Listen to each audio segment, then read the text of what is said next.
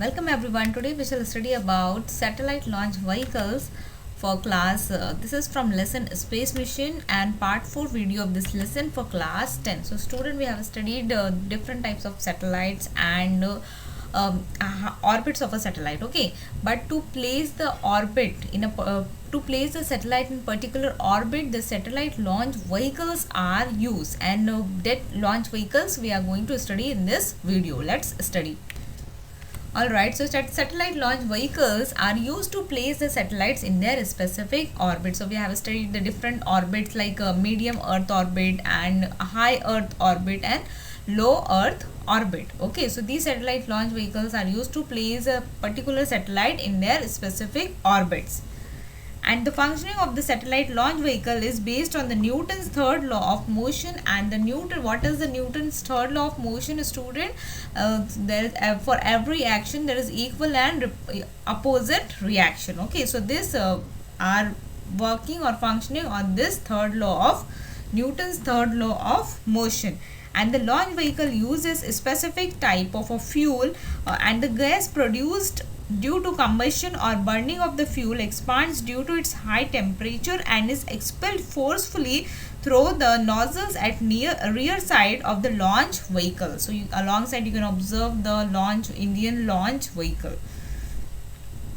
So as a reaction of this, a thrust, now thrust is a force, okay, acts on the vehicles which drives the vehicle high into the space. So the upward thrust acts on the upward force acts on the vehicle which drives the vehicle high into the space. Alright, students, the structure of the launch vehicle is decided by the weight of the vehicles and the type of the satellite orbits. That means in which orbit satellite has to be put, like whether it is high Earth orbit, low Earth orbit or medium Earth orbit. So depending upon all these factors, the launch vehicles are decided. And the fuel of the vehicle also depends on these factors. That means on the orbits of the satellite and weight of the satellite.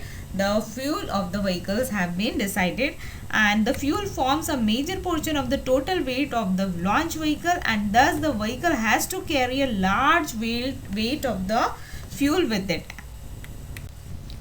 Alright, so to overcome this problem, that means the large weight of the vehicles. Okay, so to overcome this problem, launch vehicles with more than one stage are used, as the satellite should carry huge amount of a fuel with it. So more than one stages are used to place the satellite in its particular orbit.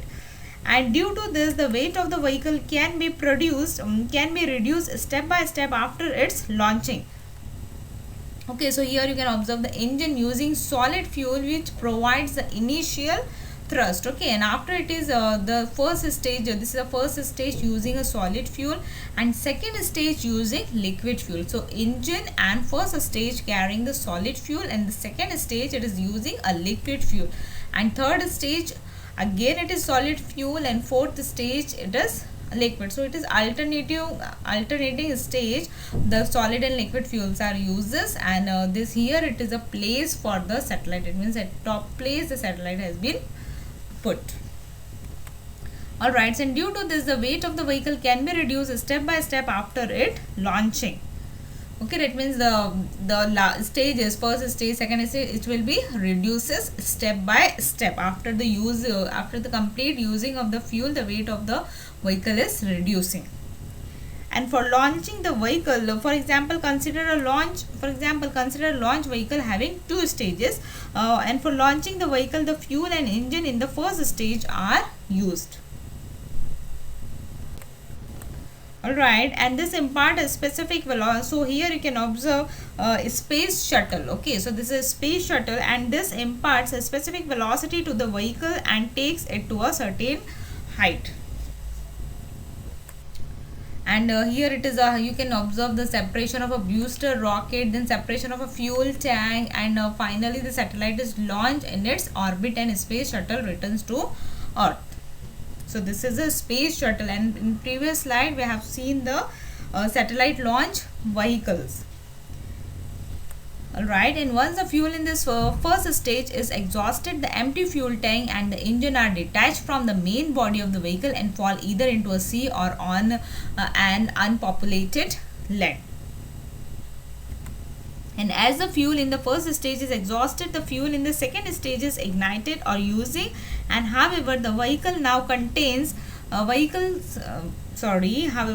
now contains only one stage, and the weight now being reduced, the vehicle can move with higher speed, and almost all vehicles are made of either two or more stages. Alright, so this is a space. Now next we have to see the space. We have to study this about space missions away from the earth. Alright, now let us study about it. So student, as we have seen, the artificial satellite are being used for making our life more and more enriched, and however we have learned about the telescope aboard artificial satellite are used to gather information about various objects in the universe, and similarly some space missions are used to gain further knowledge about the universe, and in this mission spacecrafts are sent to the nearby objects in the solar system to observe them more closely, and new information has been obtained from such missions, and it is helping us to understand this creation and evolution of our solar system. So this is very helpful in our life, as we have to study about the different objects in our solar system. And alright, so new information has been obtained from such mission, and it is helping us to understand the creation and evolution of our solar system, and for such mission the spacecraft must escape the Earth's gravitational force to travel into our outer space.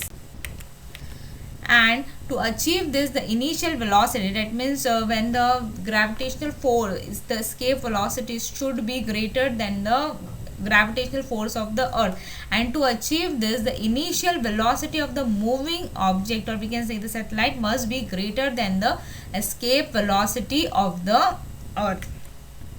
And what is escape velocity? The escape velocity is a minimum velocity that a moving body must have to escape from the gravitational field of the earth and move outward into space, so that it cannot be come back to the, it will be escape from the earth's gravitational force. So this is the escape velocity. And the escape velocity on a planet,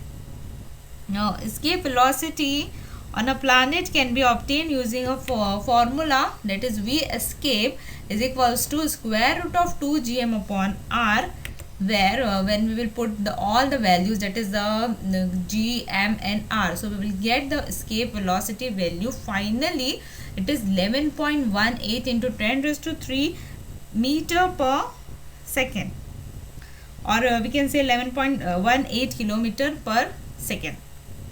So here thus if a spacecraft is to escape the Earth's gravitational force to travel to the outer space, it must have minimum velocity of 11.2 kilometer per second.